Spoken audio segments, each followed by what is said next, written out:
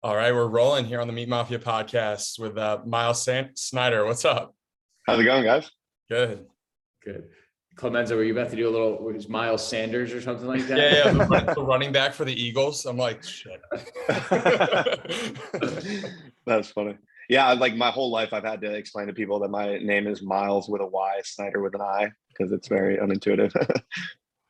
Yeah, we were just catching up before. It sounds like we have a bunch of mutual friends. We know that you're an Austin guy, and you have a really interesting background where you have this professional culinary experience, and you've kind of taken that into your passions for nutrition. And we know you do a lot of outdoor cooking experiences.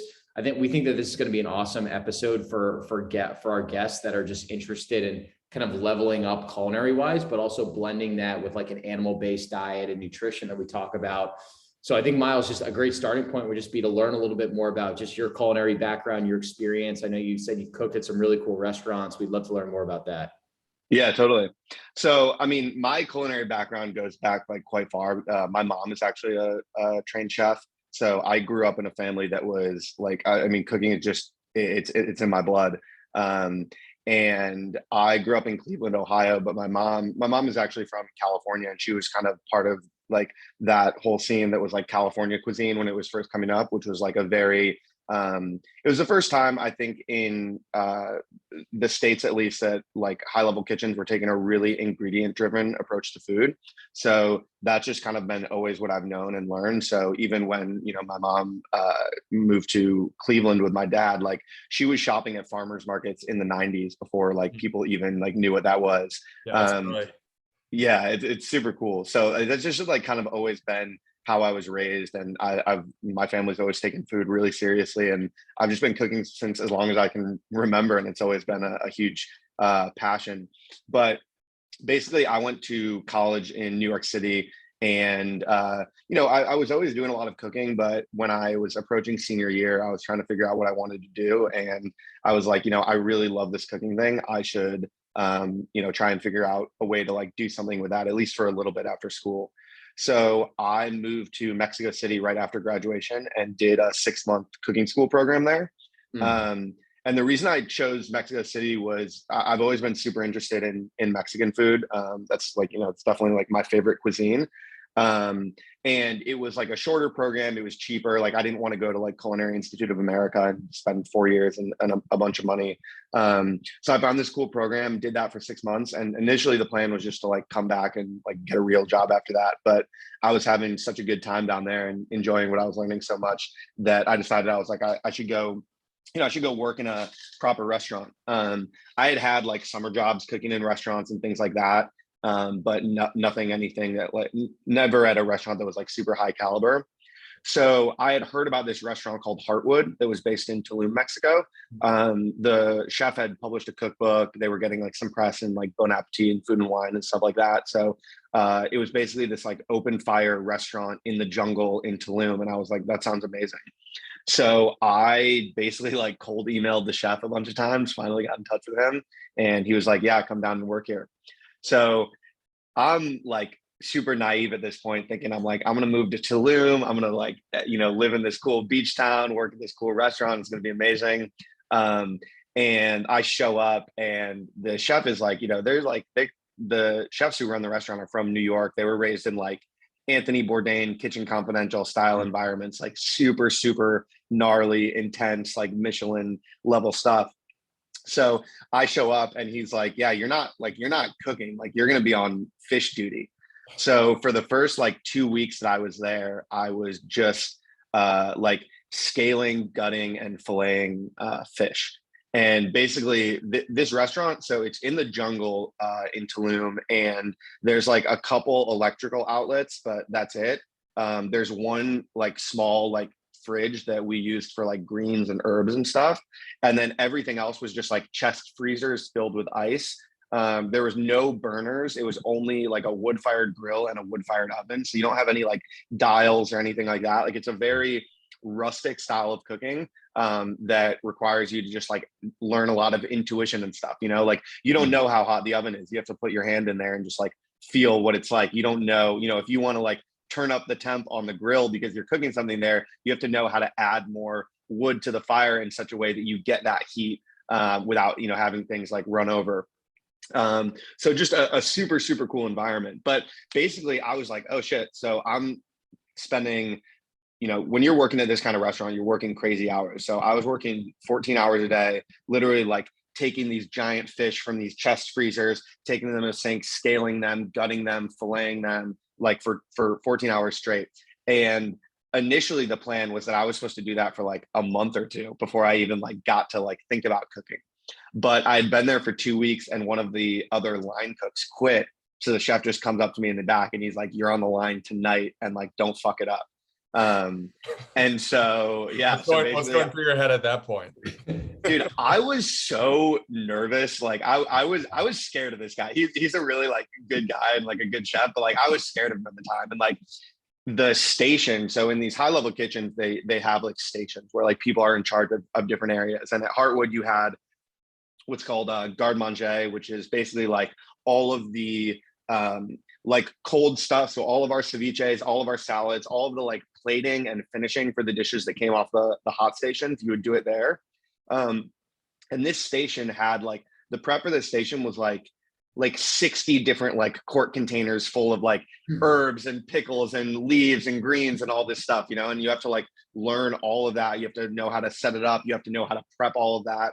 So it was very much like trial by fire. But I like at a very high level, that experience just was, it like taught me that you can like if you get into situations where you need to like learn something really fast, like you can do it, you know, like you have to push yourself, but it definitely pushed the limits of what I thought was possible to like learn in short periods of time, which was kind of like a meta takeaway from the whole experience. But yeah, so anyway, so I got lucky and ended up getting on the line pretty quickly into my experience there. And yeah, basically then was at Heartwood for a year. I, you know, at that point I was part of the like core kitchen team, which was very small. And yeah, it's like a typical day. You roll into the restaurant at 10 a.m. You have to get a fire going immediately. You know, it's in the summer there. It's tropical Mexico. It's super, super hot outside. You have to go in and start a giant fire because you need that thing to collapse down into the coals in order to even be able to cook on it. So, you know, you're starting a wood fired oven. It's super hot. You're like sweating. You're carrying around giant stock pots. You're lifting up like big fish. You're taking entire like racks of pork ribs and moving those around. It's very, very intense, very physical. You're on your feet all day long. And like, usually, you know, you get in at 10 a.m. and you're not leaving until like 10 p.m., 11 p.m., just depending on how things go. And you're prepping all day for dinner service that starts at 6. You're doing like a number of like turnovers and all of that. And so, yeah, just a crazy intense, but like super, super cool experience. And the level of ingredients that you're getting to work with down there is just out of this world. You know, the ethos of the restaurant was very much like local food and wood fire. So we had access to like some of the most incredible seafood you'll ever see in your life because we're right there on the coast. Really, really good pork and beef that came from the Yucatan. You know, a huge selection of chilies, tomatoes, herbs, fruits, like everything you can imagine. The biodiversity there is just incredible. So it was for that reason, it was like amazing to work there just to get to cook with all those ingredients. But I think the biggest takeaway and something that I think, you know, the reason why I love open fire cooking, why I encourage a lot of people to do it is that it's a type of cooking that really relies on intuition. You know, you can't like look at a recipe and say, you know, turn on your burner to medium heat, sear it for 2 minutes on each side. Like you really kind of have to be in touch with the heat source and the fire and the, you know, specifics of the ingredient. And you learn to cook with your intuition. And that is like a skill that is really, really, really valuable to develop because then you can move to cooking kind of like without recipes and just know how to prep things based on, you know, that intuition. Would you guys be rotating the menu basically weekly or monthly? Because I imagine there's so much variety and nothing would go bad. Like, would you guys just cook everything because you didn't have places to store it long term? Totally. Yeah.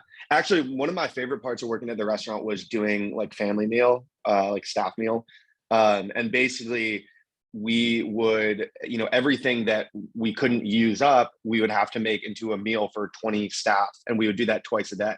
And so that was a cool experience, just to be, you get to look around the restaurant, see what was available, and then try and figure out a way to cook that and make it feed 20 people. So that was like a really, really, I would say, I think I probably got better at cooking from doing staff meal than even just from cooking like the main dishes at the restaurant. That's like one of the Food Network shows. Like you have a basket of Totally things to cook with. Yeah, that's exactly what it was like. As far as the like menu rotation, there were a few like core staples that were on the menu basically at all times, just because they were like A+ dishes that everyone who came in wanted to try. But other than that, it would rotate like seasonally based on what, seafood was available from the vendors, based on like what vegetables we had in season. So yeah, there was a lot of like rotation. And like, coming up with dishes on the fly too. That was like something that was cool to see. Like the head chef I worked under, she would, sometimes like just get things in and go in the back and just come up with something, and then that would be on the menu that week. Wow. Yeah, that intuitive approach to cooking is so interesting, because I would think from an outsider's perspective, even for someone like, Clemenza and I, I would say we cook a lot compared to the average home cook, but it's like, I've never tried to do anything over an open fire before. So there's like naturally that intimidation factor. And then you contrast that to like today, where there's Traeger grills that are controlled on the Bluetooth that literally tell you exactly what to do, versus this intuitive style that you're talking about, where you literally have to feel the strength of the flame, understand what you think that temperature is, and then like figure out what the sear should be of the meat. It's just totally, it's almost like, it's weird how both of those things are considered to technically be cooking, because they couldn't be more different, right? Yeah, and I think like if you look at a lot of the things that are really popular today, it's like the Traeger, where you can throw the temperature gauge in there and get it straight to your phone. Like sous vide style cooking, where you can just set the temp. The air fryer is like really popular now. The Instapot, things like that. That all of these things are kind of designed to take the guesswork out of cooking. And I get it, like for a lot of people who don't have a ton of time, they've got a family, they're like just trying to get food on the table without having to like worry too much about it. Those are super useful tools. But I think there's also an approach to cooking that a lot of people are missing out on when they use those, which is that cooking is definitely about like feeding yourself, but it's also this really, really satisfying, like creative exercise that you can perform every single day, and you can get into a flow state, and you can it's like you're working with your hands and you're using all your senses. And when you're cooking a piece of meat over the open fire, you have to be very present and in touch with what you're cooking. And I just think that's something that's super, super valuable that a lot of people are missing today. And, it doesn't have to be cooking. If cooking's not your thing, it can be, different types of movement. It can be different types of art. It can be different type, it can be pottery, whatever. But I think there's something so valuable in having something where it's tactile and you're forced to be present and you're using your senses. Because when we live in this world where we're spending so much time online, so much time in front of screens, like those things are really missing in our lives. And as you guys know, the more you like, when you're doing those things, you get something out of that you just don't get out of nearly anything you could do on a screen. And there's something very innately human about things like that are tactile and real and require you to use your senses.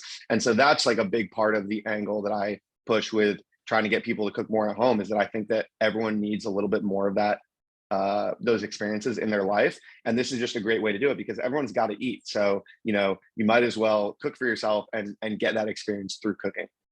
It's funny how most things today are fighting your intuition. They're just like pushing you further and further away from just having that touch and feel when it comes to, cooking is probably the best example, but it's like, there's so many other examples where you could say like, yeah, we're losing our feel for all these amazing things that we could be doing. But, there's just so much information out there online that, or like technology is just moving in such a way that it's stealing some of our intuition.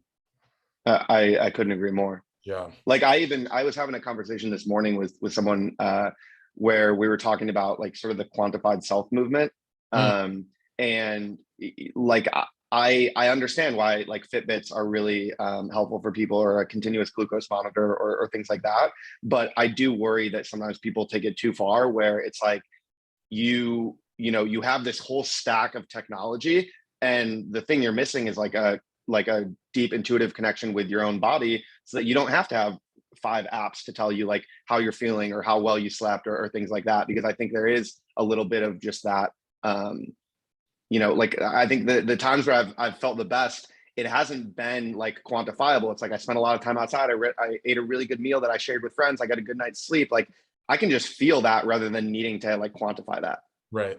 Such a good point. We've actually done a podcast episode on that, just talking about the different wearables and how they can be great tools in moderation. But it's like, if you get to a point where you need an Oura ring to be able to tell you how well you slept, and sometimes these things aren't accurate too. So it might tell you Totally. you didn't sleep great when you did sleep great, and then you're overthinking the rest of your day. Like you said, when you talk about the concept of being intuitive, you should have that innate connection to your body and know if you feel good or not.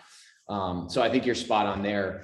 One of the things that we talk a lot about on this podcast is oversimplifying the principles that can actually make you healthy, because we have a like inherent belief that people overcomplicate this stuff too much.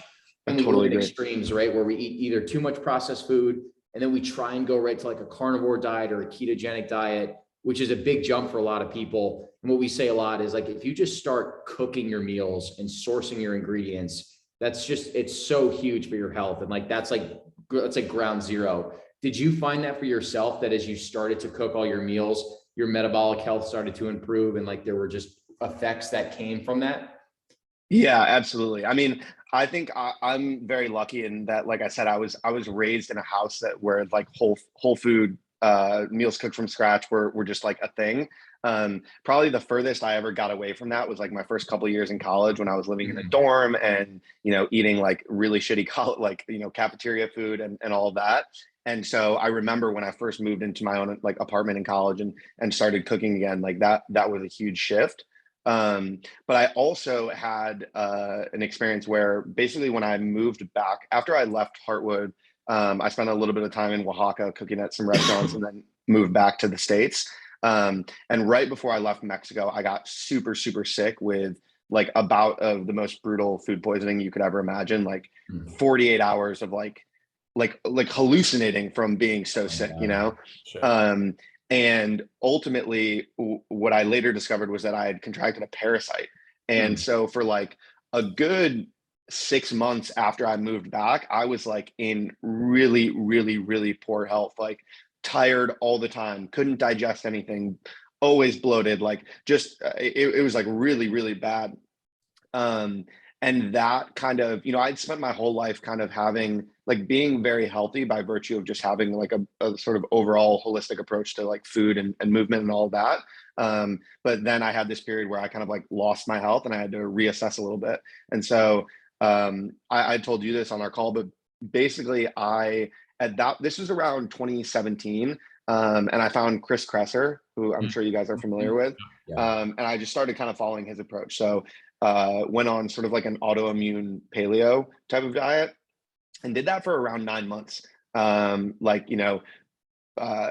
No processed grains, no dairy, no alcohol, just cooking like fully paleo. And that was enough of like a reset to get me back to a point where I could start rebuilding from there.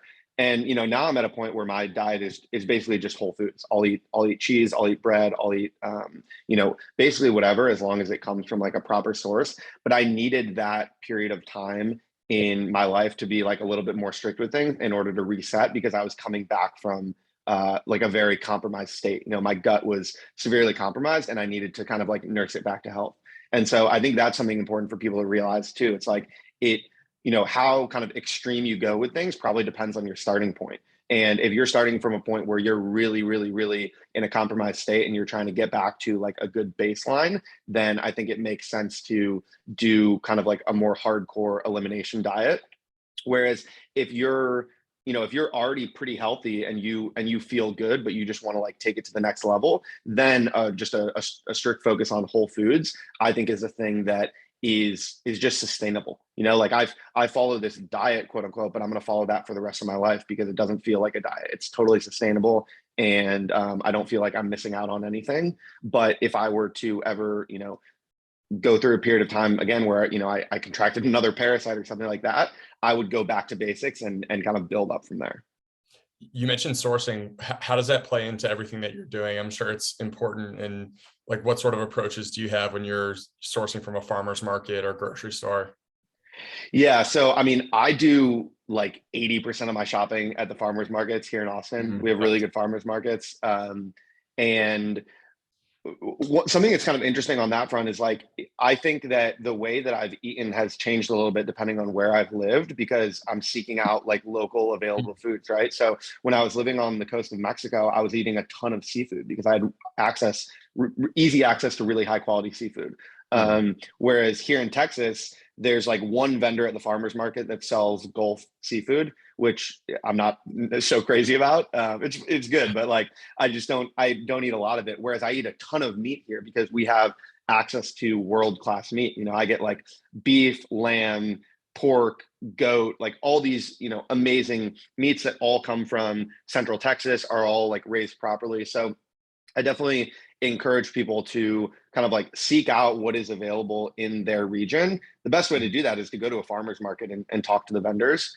But yeah, so you know, generally I'm shopping at farmers markets. I have like the people who I go to. I've talked to all of them. Like personally, I have personal relationships with them, and I really like I know where that whether it's meat or vegetables or dairy, I know where it comes from. You know, like most of these people have invited me to come out to the farm if I want to check it out, you know? And so that is just like that's the tried and true way to know exactly what you're getting when it comes to food. At grocery stores, I take the approach of just being a little bit more like analytical and like, you know, looking at packaging. You kind of have to do that because, you know, you can go to Whole Foods and there's vegetable oils in, you know, if you look at the dressings at Whole Foods, there's vegetable oils in 90% of those. Yeah. Um, Yeah. and you know, you can see why someone who's like new to their health journey could be led very astray, right? They're like, oh, I'm gonna go from shopping at HEB to shopping at Whole Foods because I want to get higher quality stuff. And then they go and buy a dressing there, not realizing that it's still filled with garbage. Um, or they might say, hey, I'm gonna try a keto approach and I'm gonna go to Whole Foods and buy these like this keto bread. And it's like, you know, made with potato starch and all these like gums and fillers and weird stuff. And it's like, you know, you're not really getting to better health that way. So I think you just need to be more discerning when you like look at ingredients in grocery stores. Yeah, even with Whole Foods, it's like you're doing a ketogenic diet. You go to the olive oil or the olive bar, and it's like all the olives are compressed in canola oil, and you're like, why do Yeah. olives need to be covered in this like toxic mixture?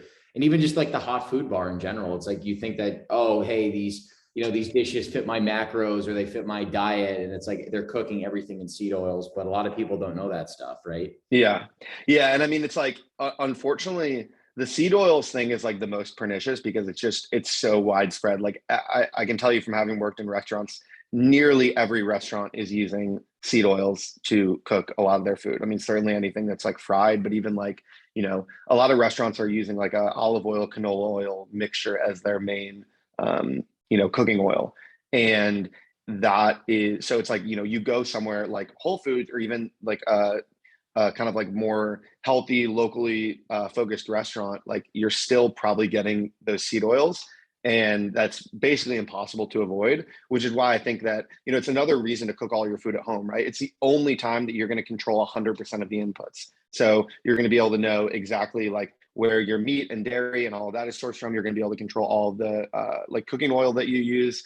And so I think that people should just aim to do that most of the time. You know, it's not realistic to do it 100% of the time, but I think that if you're cooking 80% of your own meals at home and then generally eating like pretty healthy when you eat out, even if you know you're getting some seed oils and maybe not top quality meats when you're doing that, I think you're still going to be in pretty good shape.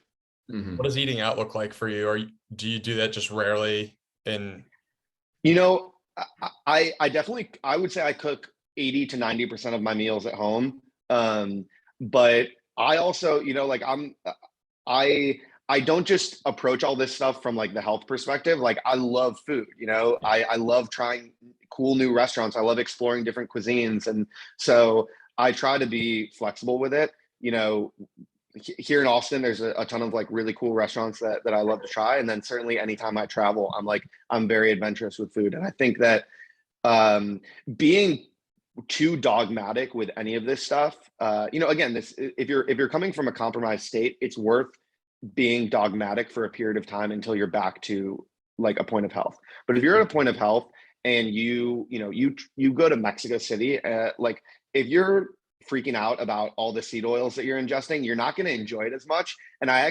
really do believe that your body will process it differently, because that worry creates like a state of fear that puts your nervous system on edge, that prevents you from digesting properly. And I think sometimes you really have to just surrender and say like, no, I'm getting like, there's elements of health that are more holistic in nature. I'm here in Mexico City with a bunch of friends, spending time. I'm trying really cool foods. Like, just allow that to be the approach, and don't, worry too much about the like specifics of the macros and all of that. And I think then, your body is actually quite resilient, and you'll be able to weather that storm, no problem. It's really about when you step back and you're saying like, okay, am I most of the time cooking my own meals, controlling the inputs that go into it? Yes, then I can totally afford to, not be perfect all of the time. That's such a great point. Yeah, it's like, what's the benefit of being able to go to Mexico City and enjoy the local cuisine and the experiences with your friends? Stress plays such a huge part of this. Myles, we just had this endocrinologist on who was telling us about, he was monitoring the glucose, he was monitoring the CGM of one of his patients who was on vacation. And for a week, the guy was like, I'm literally just going to eat whatever I want. I'm not even going to think about it. So, he's with his family, he's eating ice cream, he's eating everything. And he's the Dr. Brian is like seeing his CGM go up and down all week long. Yeah. And then at the end of the week, the guy ended up losing like 6 or 7 pounds, which is crazy, just because he wasn't stressed out. And he was walking a lot. He was with his family. So it just goes to show, like, having that mindset of like, look, my body's resilient. I'm great 80 to 90% of the time. But when I'm in this experience, I'm going to go all in. I'm going to have some ice cream. Maybe I'll have some drinks or whatever. And I'm just going to enjoy it. And I'm not going to feel guilty about it. That's huge. Totally. Yeah. I think there are probably, I'm almost certain there are aspects of that like mindset that we don't even understand yet scientifically in terms of how those affect our body and what we put into it. But just anecdotally and from my own experience, it seems clear to me that, you're going to process things differently if you're super stressed about it and you have this very like negative view about what's going in, versus if you surrender and say like, this is totally okay. And I'm going to enjoy this experience for what it is. And I'm not going to stress about it. Mm-hmm. Which is why it's great when you come across a restaurant like a Dai Due that Clemenza introduced me to, that's using all locals, Central Texas ingredients. They're cooking everything in tallow, and you can go and have this amazing experience. And for the most part, like, not worry about ingesting seed oils or any of the other fillers that you could get at a traditional restaurant. Yeah, I totally agree. I actually think the seed oil thing is like finally entering the like public consciousness in terms of health. And I do think within the next like few years, we'll see more restaurants that are like advertising that, specifically saying we don't use seed oils in our cooking. And like Dai Due is awesome because Dai Due is like a high level chefy restaurant that's doing like really, really cool stuff, and they're not using seed oils. Whereas like there are other restaurants that do that, but they're kind of more like health focused, and like that's great. It's I love having that, but I really would love to see more restaurants that are just like doing super cool stuff in food, but also saying like, hey, we're not going to use these oils. What have been some of your better culinary experiences as an eater? You seem like you've traveled quite a bit. Yeah, I have so many. So there's another restaurant in Tulum called Verdant that I'm friends with the owners, and they are they're also a wood fire, open fire grill oven, and they work with local farmers to grow all of these like heirloom varietals of different like herbs and vegetables and things like that. They have their own garden there where they grow a bunch of stuff, and then their sourcing is just like impeccable. They're getting like really, really, really high quality meat. But there's a dish that I had there that like still haunts my dreams. That basically there's this local chili in that part of the country called the Ixcatic. That's like kind of like a long, slightly spicy, like green chili. And so they roasted that in the oven, sliced it open, stuffed it with like a local pork sausage, and then finished it with like a bone marrow salsa. That was like, it was just like one of the best bites of food I've ever had in my entire life. So that's definitely a standout.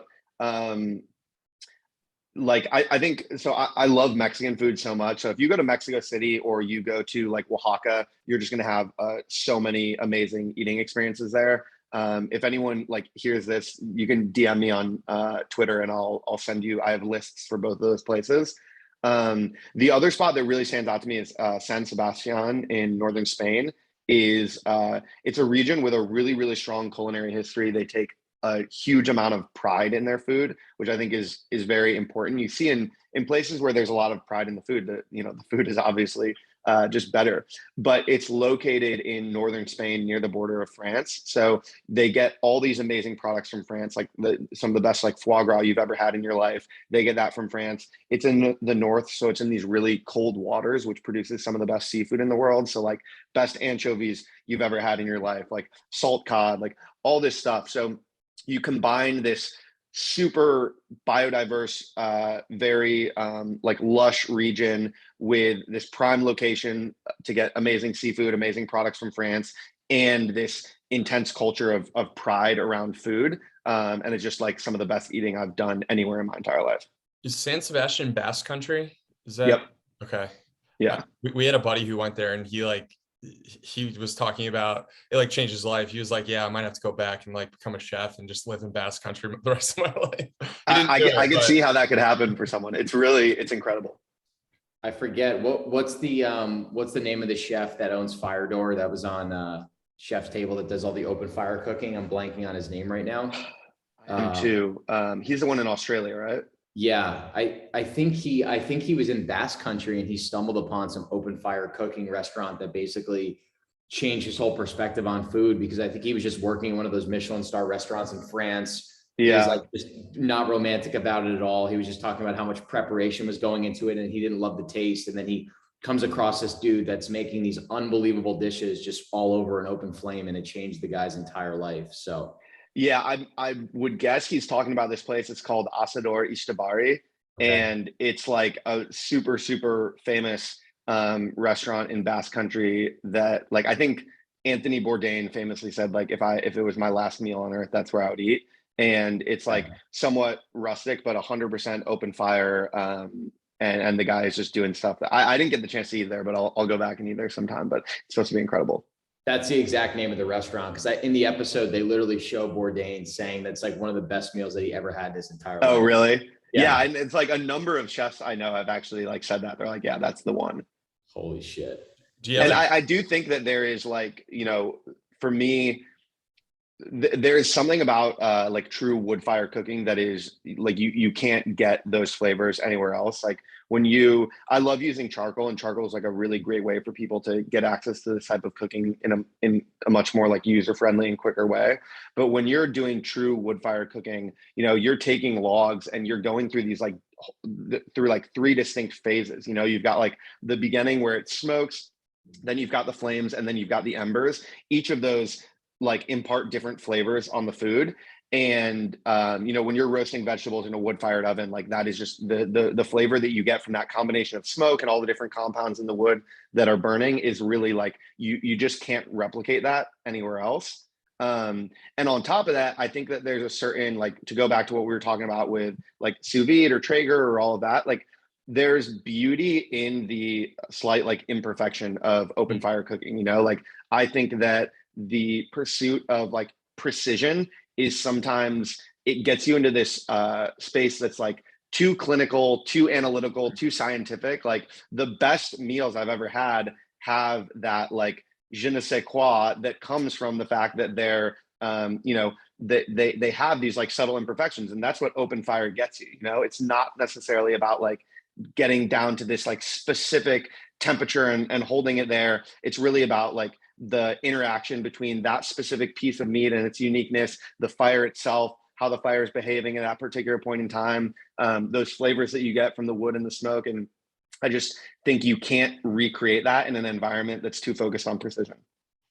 It's almost like there's this like ritualistic element of cooking over an open flame that's a little bit primal, but very much so. It has that thing that you can't really tap into if you're just cooking on a Traeger. Is there anything? So I heard a podcast that you were in, you talked about community and food and how important it is. And we talk about this all the time, where most people aren't eating meals together, aren't doing these like elaborate, or they don't even need to be elaborate. It could just be something you cook up quickly and then sit down and have a good meal with people. But I think it's something that we've kind of lost a bit. And I'm curious how you view, the connection between community and food. Yeah, that to me is like what it all comes down to. Like, I think about, in some ways, like cooking is sort of this like antidote to the ills of modernity, because and some of that is what we talked about earlier, which is that like people are spending so much time in front of screens and they're not getting these like tactile sensory experiences that are very deeply human that we all really need. And so cooking is certainly a way to tap into that. But I also think about, when you think about like modernity, and in some ways we're like more connected than we've ever been. You can hop on the phone and FaceTime your friend who lives halfway across the world. You can text anyone at any time, all of that. But there's this element that we're missing that is like in-person connection. And nothing, no Zoom happy hour, anything can ever touch that, the like getting people together in person.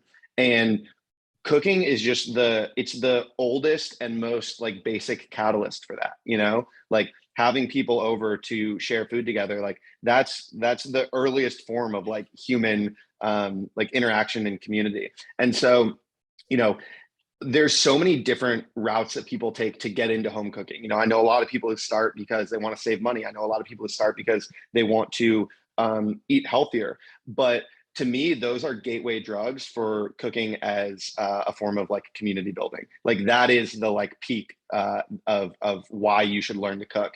And what I love is I have like people in my life who, whether they're like former roommates and things like that, who like started out not really cooking, and now they'll like send me a picture of them like hosting an outdoor barbecue. And like nothing makes me happier than that, because it's like there are all these reasons to learn to cook. But if you can just like make something, invite a bunch of people over, have a bunch of people like share a meal, then you have added so much to your social life and the social life of your community. And it's just that like it is it's sort of the thing that facilitates that better than anything. And that's something that you've gotten into pretty heavily in Austin, right? Is helping to spearhead a lot of these community experiences and dinners and things like that. Can you touch on that, Myles? Yeah, absolutely. I mean, part of it is just that like among my close community of friends here, like we're doing like I'm doing at least one dinner party every week. Yeah. Like often more than that. But like getting together with friends for dinner is just it's a huge part of my social life and the social life of the people I'm closest with.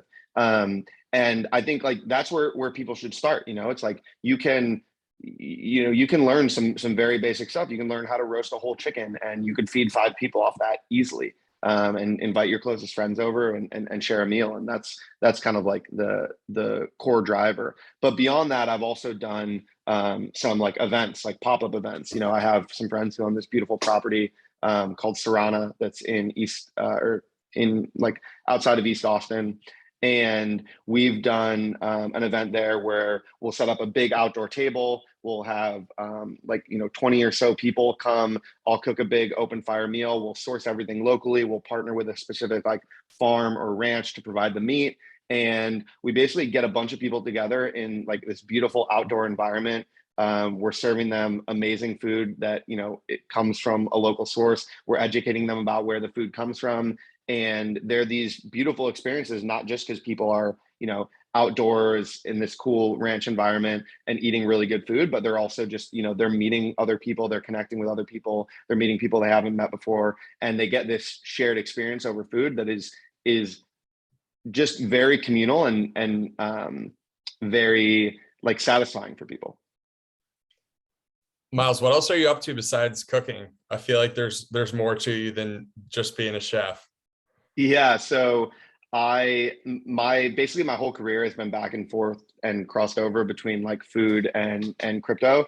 I studied economics in college, and it's kind of a funny story. I know you guys are Bitcoiners, but do you know the company Zappo, or do you remember Zappo? Like the Fort Knox of Bitcoin? Yeah, vaguely. So I studied abroad in Argentina when I was in college, and I went to like a dinner, and I happened to sit next to the co-founder of Zappo.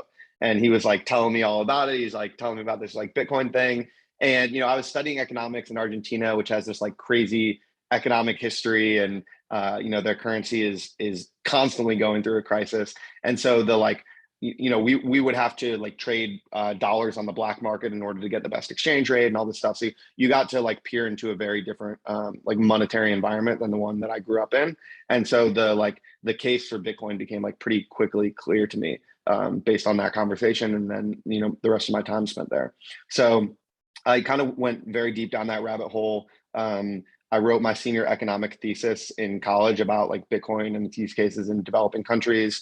And yeah, to this day, I mean, I'm a huge advocate for Bitcoin and a future that's built on sound money. I worked for a crypto hedge fund for a while. I've done different like consulting and advising in the space. But it's funny because for a long time, those felt like two aspects of my life that were like radically like different, and there was like no way to like for them to overlap.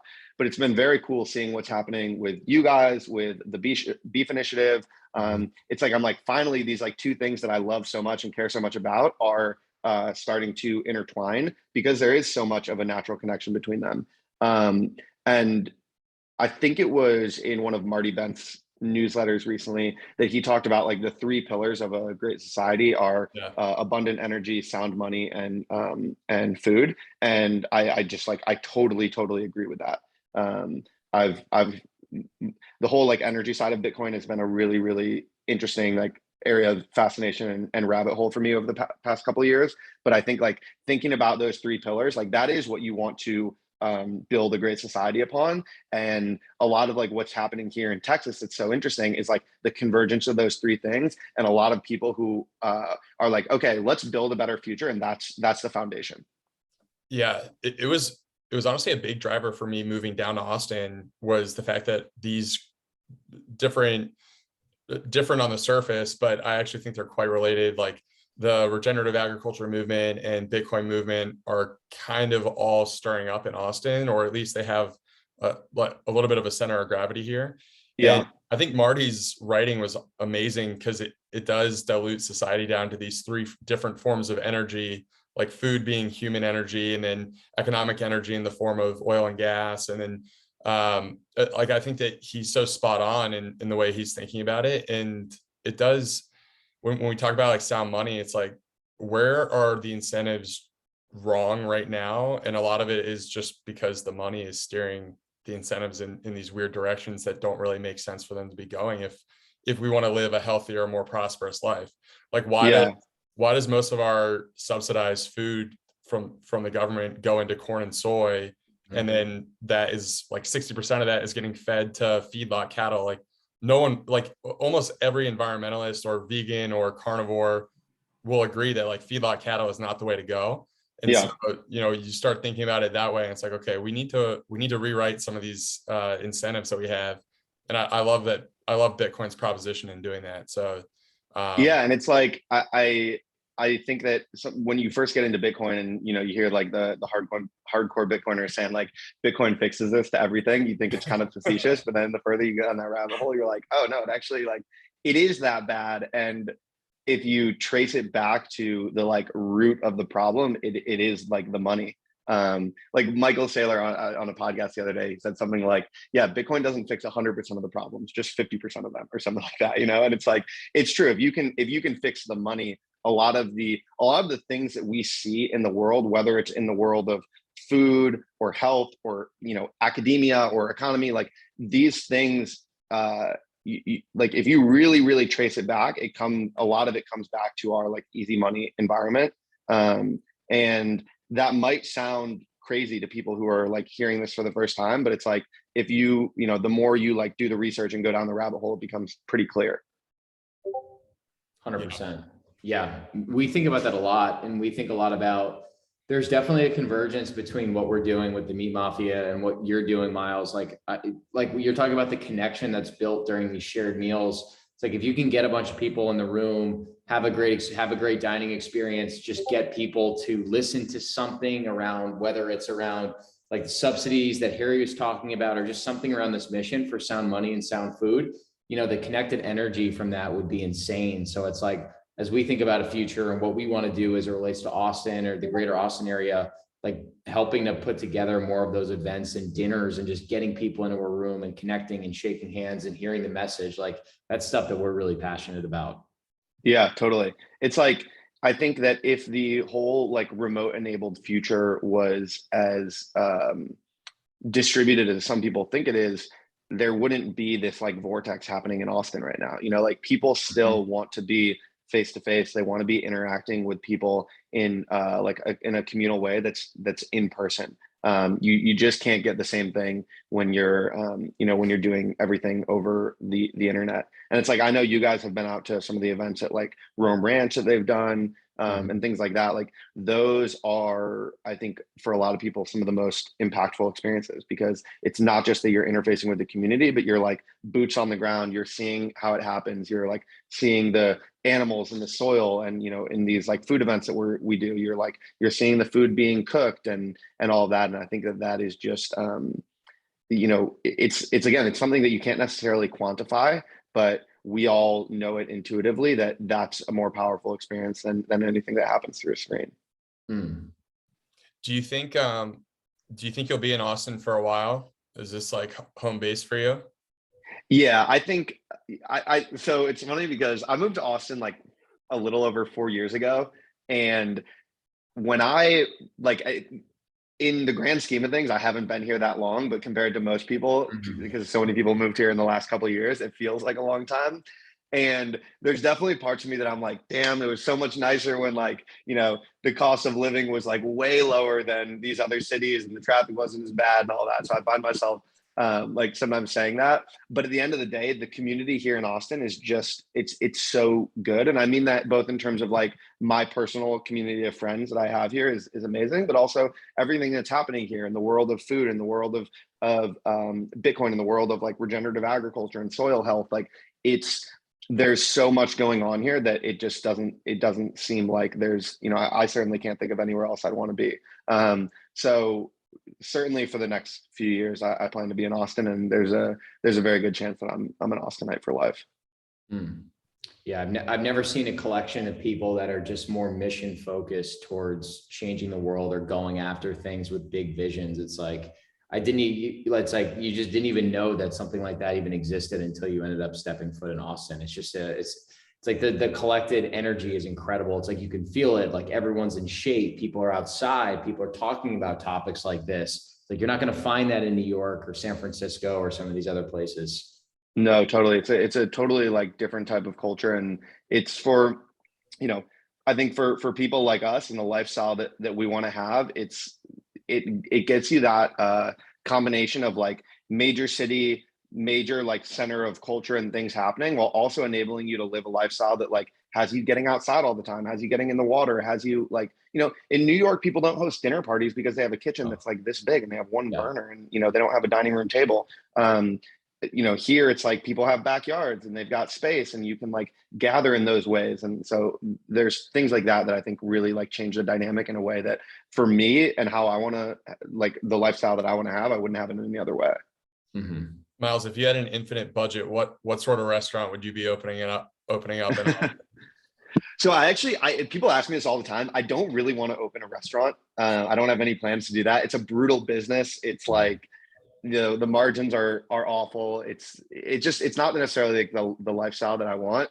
However, if I had an infinite budget and, I'm just going to manifest this and affirm it that this will happen, but the goal would be, I would love to build a sort of like creative communal space in Austin that has, a world-class kitchen, an outdoor cooking setup, and somewhere that we could do like small pop-up dinners. We could shoot content. It could be like a gathering place. It could be a place for people, other people in the community to come hang out and work and things like that. But it would all kind of revolve around having a kitchen where we could like create events. And I'd be much more interested in doing kind of like, events and things like that than having just a restaurant that has to operate on like a strict schedule. Yeah. Well, you put that, now you manifested it, you put it out into the universe. So it's time to make it happen, right? Exactly. It's Brett and I always talk about Meat Mafia Farms, not necessarily that would be the name, but that's like our North Star of what we're working towards, just having an amazing outdoor space that just does kind of hit all the different crossroads that we're interested in, like nice wide open patio that has like an amazing outdoor space that you could host dinners, but then you also have like a great outdoor gym, some cabins for people to stay in, nice sauna, cold plunge. So we've got like this elaborate vision that we're manifesting as well. How like at what point along are you guys with that? Like, have you started looking at like different places outside Austin where that might happen, or is this more just future oriented? Yeah, we're still in the dream state. I think we're using this as a tool to continue to just work towards that. And I think once we start seeing some real traction, we're gonna start making moves on that front. But yeah, that's just. Do you guys have any, like, when you talk about sort of like Meat Mafia Farms, could you ever see yourselves actually getting involved in animal agriculture? Definitely. Yeah. I want to, for sure. Yeah, we view it as like North Star in terms of like that's the actual legacy that we want to leave behind. Like we want to legitimately like raise our families there, have like some homesteading type environment, big open fire pit, and obviously like cooking with the animals that would actually be on the farm. So we've been fortunate where we've gotten to connect with some really cool ranchers, a few in Texas, a few in Colorado, just to like start to learn the ins and outs, especially like kind of being two city boys going into this agriculture space without much knowledge. But that's also what's exciting too, is being a beginner, putting that hat on. And it's like, it's something that motivates us all the time, which is why we want to just like keep writing more threads, keep connecting with awesome people like you on podcasts, because we want to just build something that can fuel that vision ultimately.